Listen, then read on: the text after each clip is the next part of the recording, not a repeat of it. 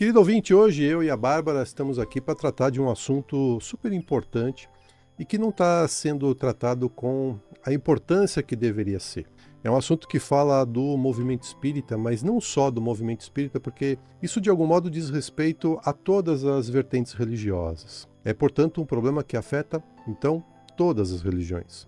O censo de 2022 do IBGE apresentou para a gente uma informação preocupante, mais especificamente para o movimento espírita. A proporção de adeptos do espiritismo passou de 2,2% em 2010 para 1,8% em 2022. Naturalmente, pode surgir a ideia de que, com o aumento da população, o número de espíritas tenha crescido, mesmo que a porcentagem tenha diminuído. No entanto, o censo ele desfaz essa ideia, porque apesar do país ter mais gente, o número absoluto de pessoas que se declaram espíritas, na verdade, diminuiu.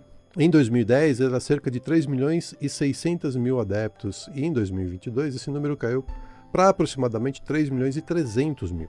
Isso confirma que a redução não foi só uma questão de proporção, mas que houve uma perda real de seguidores. Só que esse nem é o maior problema. A questão é importante e afeta não só o espiritismo, mas também todas as outras denominações religiosas, que é o crescimento dos jovens sem qualquer vínculo de fé. Quando nós analisamos as faixas etárias, o Espiritismo apresenta hoje um dos perfis mais envelhecidos entre todos os grupos religiosos do país. Adultos e idosos formam a maioria expressiva dos adeptos, enquanto que a presença juvenil diminuiu ano após ano. E é exatamente nesse contraste que está o ponto central da nossa reflexão do programa de hoje. Se o Espiritismo está envelhecendo, então para onde está indo a juventude? E os números não mentem. A juventude está migrando para um grupo chamado sem religião. Esse segmento não é apenas o que mais cresce, ele é de fato o território não espiritual da juventude brasileira. A faixa etária entre 15 e 29 anos se concentra cada vez mais entre aqueles que se declaram sem nenhum vínculo religioso. E isso revela que a dinâmica da fé no Brasil deixou de ser apenas uma mudança de igreja. Agora nós estamos diante de uma transformação mais profunda, em que muitos jovens optam deliberadamente por não ter nenhuma filiação religiosa. Então a gente tem que se perguntar, como fica a renovação para o movimento espírita no futuro? E é por isso que no programa de hoje nós vamos encarar de frente essa questão, que é tão séria quanto urgente. O afastamento dos jovens da dimensão espiritual da vida, uma dimensão absolutamente essencial para o equilíbrio, para encontrar sentido na vida. Eu e a Eliane falamos aqui toda semana, e a Bárbara ela está de acordo, porque ela trabalha nessa mesma linha, que o ser humano é formado por uma tríade, que é corpo, mente e espírito. Portanto, não adianta cuidar do corpo e da mente e não cuidar do espírito. Vai ficar pendente uma parte, e as três partes são fundamentais para que a gente tenha uma saúde plena. E quando nós vemos dados como esse, a gente fica preocupado, né? Sim. Nosso desejo aqui é que, ao abordar esse assunto hoje, a nossa preocupação possa ser uma semente, principalmente entre os dirigentes do movimento espírita, para que algo seja feito para mudar esse quadro. E a Bárbara, que é atuante junto à mocidade espírita, pode trazer reflexões valiosas para nós. Certo? Então, Bárbara, por que os jovens não se identificam ou não se declaram mais espíritas? Então, não só sendo jovem, mas também fazendo parte disso. Claro. Porque eu entendo que, assim, a adolescência, a juventude, pai, elas são fases de questionamento, de busca por identidade. Então, de uma maneira geral, eles recusam os rótulos institucionais porque quer ter autonomia, liberdade, experiências que façam sentido, não uma doutrinação. E eu me coloco nesse barco também. O jovem, não é que ele rejeita a espiritualidade, ele rejeita estruturas rígidas. Faz sentido? Tá, e o que, na sua opinião, a gente pode fazer para atrair, para abrir melhor esse canal de diálogo com os jovens? Então, pai, olha só, esse é um tema muito importante, porque quando a gente fala de os jovens estarem se afastando da religião, do espiritismo, em particular, não estamos falando só de uma estatística, sabe? A gente está falando de uma transformação que é existencial de uma geração inteira. E para entender isso, a gente precisa primeiro compreender quem é esse jovem? O que é que ele vive hoje em termos psicológicos, emocionais e espirituais? E aí, assim, gente, a adolescência, que comporta ali mais ou menos a idade dos 12 aos 19 anos, ela já é uma fase de intensa transição. É natural isso. E quando o espírito ele acaba revisitando as suas referências internas, é quando ele questiona os modelos, é quando ele busca descobrir quem ele é. O cérebro, ele nessa idade, ele ainda está em remodelação, ele está em desenvolvimento, as emoções estão muito ativas, a parte racional ali está em construção. Então, assim, questionar religião, fé, família, o sistema de uma forma em geral, é esperado nessa idade e é até saudável, sabe? Porque faz parte dessa crise de identidade que os jovens passam nessa faixa etária. Mas quando o jovem ele entra na faixa dos 20 até os 29 anos, acontece uma coisa que é ainda mais importante. Ele começa a consolidar as suas convicções. O cérebro, nesse momento, do jovem, ele acaba atingindo a maturidade ali por volta dos seus 25 anos. Então, as emoções, a razão começam a trabalhar em conjunto. E a pessoa acaba tendo mais clareza para decidir quem que é, do que acredita, o que faz sentido a própria vida, sabe? As suas escolhas com mais profundidade. E aí, espiritualmente falando, essa é uma das fases que é mais bonita, assim, sabe, pai? E mais decisiva, que acontece esse cruzamento entre a liberdade e a responsabilidade. É na juventude ali que o livre-arbítrio é compreendido e as escolhas passam a ter consequências mais amplas. E esse também é o momento em que o espírito começa a escutar, às vezes bem silenciosamente, o chamado do seu propósito, né? Então, pois é isso mesmo, porque ao mesmo tempo, essa fase que é de muitas frustrações que são reais, pressões, exigências, incertezas da sociedade, dos seus próprios questionamentos, tudo isso abre um espaço interno para perguntas que são profundas, mas que não têm respostas prontas. E uma coisa que eu gosto muito de falar, tem uma metáfora que é linda, daquela animação da Disney Pixar do Divertidamente 2, que a gente chegou até a fazer um programa, né, pai, quando estreou Divertidamente, que eles trazem ali no filme a simbologia, a representação da árvore da convicção. E como eu falei, essa é a fase em que as convicções passam a se tornar parte da existência psíquica do jovem, né, da juventude de uma forma geral. E na adolescência, ela ainda parece meio frágil, essa árvore ainda está se desenvolvendo, e na juventude ela acaba ganhando as suas raízes. E aí, a importância da gente entender que essa convicção, ela só nasce quando uma verdade racional encontra uma emoção significativa para esse jovem. Se a gente for pegar ali uma comparação, a crença ela é herdada, é aprendida. Agora, uma convicção, ela é reconhecida pelo espírito. E é aí nisso que você fala que, às vezes, silenciosamente surge ali algumas coisinhas que vão mexendo internamente com esse jovem. É por isso, é nesse momento que as convicções vão se tornando um pouco mais claras, porque as suas raízes estão profundas, sabe? E é isso que o jovem busca, convicção verdadeira. E pensando em termos de comunicação, então, como que o movimento espírita pode se comunicar com uma geração que é profundamente espiritual, mas que rejeita as estruturas e os discursos que apontem para algum tipo de estereótipo de religião? Sim, perfeito. Então, pai, olha só, hoje os jovens eles não vivem uma espiritualidade institucional. O que eles vivem é uma espiritualidade experiencial. Eles precisam de experiência de vida. Eles estão buscando sentido, buscando respostas, buscando conexões. Só que eles não aceitam assim respostas prontas. Eles rejeitam qualquer tipo de discurso que pareça imposição, moralismo, sabe? Uma coisa muito rígida. Eles querem uma espiritualidade, mas uma espiritualidade com verdade e com coerência com a experiência de vida que eles estão vivendo. E aí, nesse sentido, se a gente for ver, acaba sendo uma geração que já nasce super conectada, que lida com o excesso de informação, que é natural, faz parte desse mundo que a gente está vivendo, e que também, por conta disso, questiona tudo o tempo todo, inclusive a si mesmo. O jovem, ele, em grande parte, ele é espiritual, mas ele não é religioso. Sim, eles são sensíveis às causas humanas, ao sofrimento do outro, à autenticidade. Isso tudo é algo que faz parte da existência de nós jovens. Só que a gente não se encaixa em estrutura que são distantes da nossa vida, do que a gente está vivendo. É aí que tá o problema. Isso é o que mais, a mim pelo menos, é o que mais incomoda, porque quando a gente estuda o espiritismo, a gente vê claramente o quanto a doutrina é conectada com a vida real. Quanto ela é uma ferramenta para lidar com a vida da forma como ela se apresenta, né?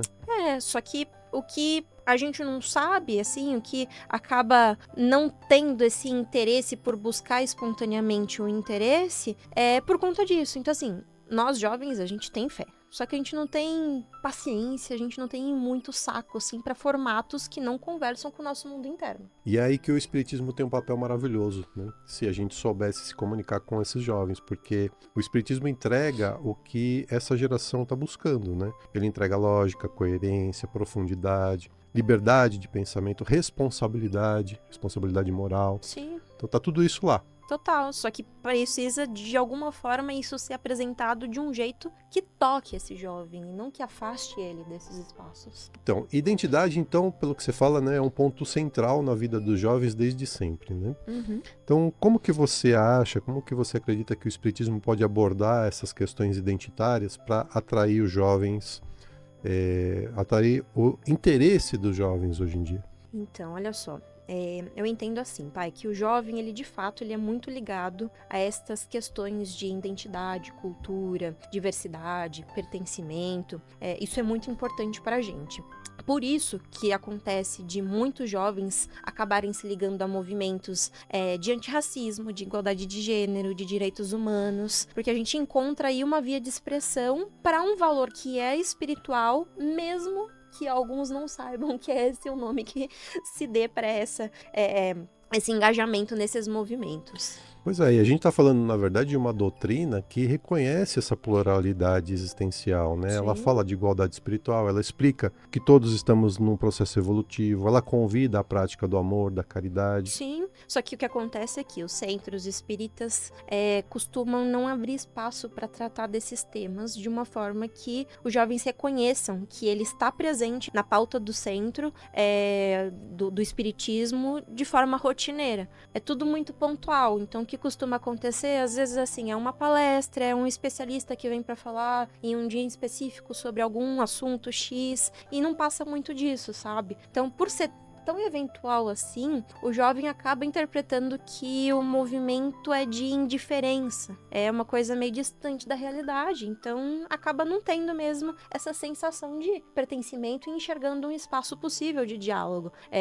De novo, gente, os jovens, eles não querem uma religião que apenas ensina, eles querem uma religião que escuta. Eles não querem uma doutrina que apenas explique as coisas. Eles querem um espaço de reflexão profundas, de temas que eles consideram essenciais e que existe um espaço para a fala, para a troca, para suas questões particulares também, e que são essenciais para a vida moderna, para o que a gente está vivendo hoje em dia, sabe? Você está levantando aqui um ponto muito importante, né? Quando nós, que estamos no dia a dia do Centro Espírita, porque não é a doutrina, né? Somos nós, os espíritas, quando nós compreendemos as várias realidades humanas, quando abrimos espaço para falar de identidade sem dogmatismo, quando abrimos espaço para esse diálogo, nós estamos fazendo exatamente aquilo que Jesus fez, que é olhar o ser humano naquilo que lhe é mais importante, mais caro, que são as suas próprias necessidades, né? E é exatamente aí que a juventude pode reencontrar a dimensão espiritual da vida, né?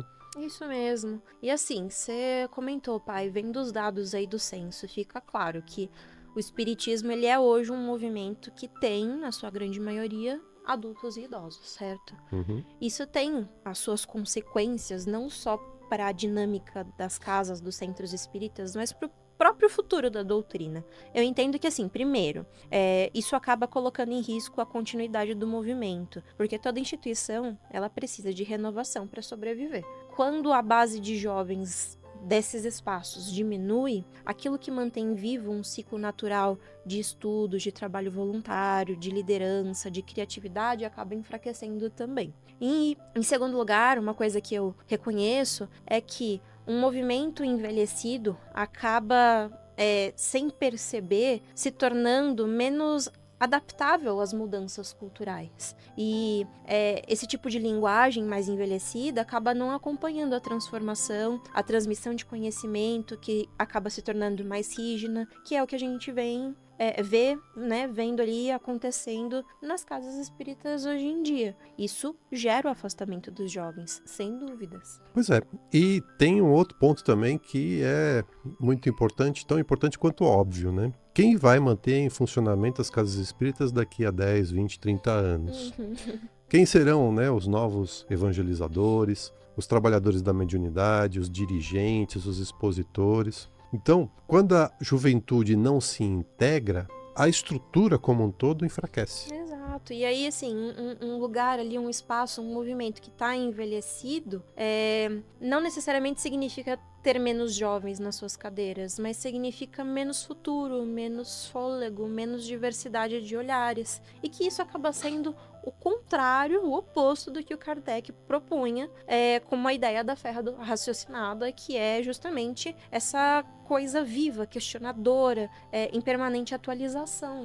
Que é exatamente a característica do jovem, né? Exato. É isso que é interessante ver. Pois é, Bárbara, mas sempre haverá aqueles que vão dizer assim, olha, vocês estão falando aí essa história toda de renovação e tal, isso vai desvirtuar a doutrina espírita. Né? Isso não é espiritismo, isso é espiritualismo. Portanto, certo. não cabe na doutrina espírita, né? São os defensores vorazes de uma coisa que é uma espécie de dogmatismo dentro do próprio espiritismo. Sim. Né? Como é que fica nesse caso? Então, isso pode acontecer, claro, não é nem a questão, porque esse tipo de pensamento ele tem que ser acolhido, ele tem que ser ressignificado através do diálogo, justamente através dessas conversas que a gente está tendo aqui, sabe, pai? Porque o espiritismo ele é uma doutrina progressista.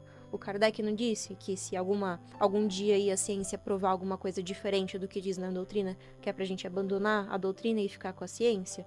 Então é disso que se trata. É importante a gente entender que os jovens, eles não estão rejeitando a espiritualidade de forma alguma. Eles estão rejeitando as instituições, com toda razão. Eles rejeitam tudo aquilo que é impositivo. Então, assim, a gente acaba acreditando na energia, no propósito, na reencarnação, na cura emocional, na evolução da consciência, sabe? A gente tá em contato com os benefícios da meditação, de fazer terapia, de seguir conteúdo sobre saúde mental nas redes sociais. A gente tá em contato com isso. E o que a gente quer? A gente quer encontrar essa transcendência de alguma forma, mas a gente não quer estar preso numa estrutura formal. E isso não precisa ser uma ameaça pro espiritismo, muito pelo contrário. Isso pode ser uma grande oportunidade. E essa é uma coisa que eu concordo profundamente, tá? Mesmo porque o espiritismo, por natureza, já é uma linha de pensamento sobre a espiritualidade que é aberta, que é dialógica, que é ética, que não é dogmática. É uma doutrina que não exige conversão, não exige submissão. Tanto que muita gente de outras religiões frequentam os centros espíritas e nem por isso eles abrem mão das suas próprias religiões. Sim. Então é uma doutrina baseada na reflexão, no amor, na liberdade e principalmente na responsabilidade. Sim. Ou seja, tem tudo para conversar com exatamente o que nós jovens dizemos ser espiritual, mas não religioso, sabe?